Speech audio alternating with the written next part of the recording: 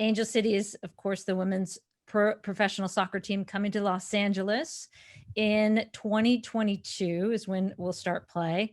And it's part of the NWSL, the Women's Pro League. And Natalie is not just an owner. Natalie is the godmother of this team. She is the catalyst. She is the woman behind this. Literally, like, let me go through this list of owners that Natalie brought together. I mean, just again, for more context, Kara Norman and Julie Ehrman are your two other kind of founding owners, along with Alexis and Serena Williams and their daughter, Olympia. And then you have all your celebrity friends, Eva Longoria, Jennifer Garner, Jessica Chastain, Uzo Duba, America Ferrera. Should we keep going? Becky G. And then I brought some of my soccer friends. We've got Abby and her wife, Glennon. We've got Mia Hamm. We've got 14 U.S. women's national team players with ties to Southern California. So it's all these different silos and industries and rad, badass women coming together. I get chills every time we talk about it. And I'm so grateful for this very unexpected, but so meaningful kind of new part of my life, and also to be, sharing this experience with so many just incredible humans. So it's been really, really exciting. One of the beautiful things to come out of Time's Up, which, started inspired by the Me Too movement, to further safety and equity for women in the workplace.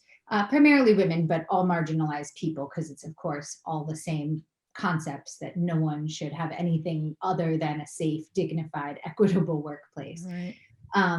And it was the first time that we gathered across industries. So women from entertainment, women from tech, business, advertising, sports, which I guess is part of entertainment, also medicine, like in healthcare.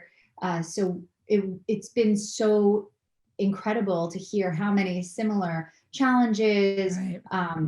Creative solutions to those challenges people have figured out in different fields. And the first time we kind of put our heads together, and when we heard from Abby Wambach spoke at one of the conferences, and she was talking about her experience, as you well know, being this really virtuosic player at the top of your field, in the top sport, most popular sport in the world, and not being compensated on any scale close to the male counterparts. Sports are so crucial to our culture, especially in the United States. I think sports are really, really central. And we have the best players in the world in the most popular sport in the world in our women's soccer players in the US.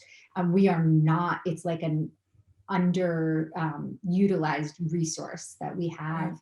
And also what a culture shift it would be if we could amplify, the existing talent, and just be like, this needs to be prime time, this needs to be how important these players are to us in our community.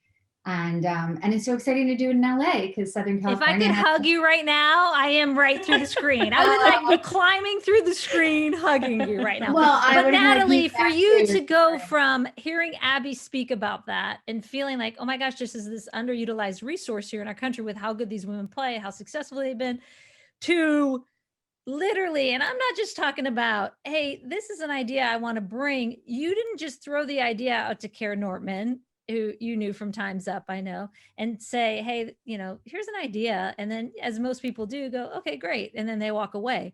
You went to pitch meetings, you're engaged, you were all in on this. Yeah, but I think that that's also the benefit of bringing women from different sectors, because I would never know how to do anything on my own. Like, I show up to work and say lines other people write for me. Like, I don't know how to start something like this. So to have met Kara through Time's Up, and she, if people don't know, Kara Nortman is a very successful venture capitalist in Los Angeles, supports many startup founders and and she brought Julie Ehrman, who's this incredible Jules number one, I call her. Entrepreneur. Yes, I love that you call it that, but I think there's just, Director Jules and Jules, sports legend.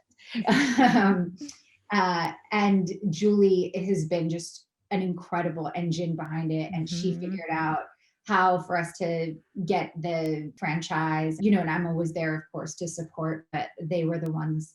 And that's the joy I think everyone within the team has, and I mean, not the players, obviously, team, but the like behind the scenes team has their own superpower, and it's been really complimentary. And also, again, one of these really rare benefits of having people across industries meet. I don't know when that would have ever happened before. Yeah. And so fun. I mean, it's such a neat group. How hard was it in terms of selling it to your friends, to pitch meetings? I mean, were you surprised at how quickly, or maybe not so quickly, people responded? I was surprised by how hard it was. There were certain people who surprised me in the most beautiful way of just like being like, I'm in, like Eva Longoria was like, I'm in, what do you need? I want to be there. She's just like a boss. But then I would say more on the side of like institutional people, like when they were really, really hesitant and reluctant. And it just seemed like such, it just seems so clear that it's so undervalued that from a business perspective, and I'm not a business person, so that's probably why I'm missing why they were so hesitant, maybe, or maybe it's just purely, prejudice. But I felt like, oh my God, this is really popular. Like people really love it, and nobody's providing it. Like during the Women's World Cup, you couldn't buy t-shirts at the Nike store with like Alex Morgan or Megan Rapinoe's name on it. It was crazy. You're like, why wouldn't you just take advantage of this opportunity? These people are big stars. And it happens all the time, like that kind of stuff, where you're like, why are we still in a place where they're undervalued in a sense of like, there's such a demand and yet we're not providing for it. So, usually you feel like the market like would dictate what people want to put on the air and what people want to sell, but it doesn't feel like that for this, which does make you feel like it's simply prejudice, because you're like, okay, you could actually succeed a lot, like you could do well by putting this out there more. So hopefully that's that's what we aim to do, is show how this can be a different, successful, rewarding experience. Well, thank you very much for watching ESPN on YouTube. For more sports highlights and analysis, be sure to download the ESPN app. And for live streaming, premium content, and let's not forget as well, ESPN FC 7 days a week, subscribe to ESPN+.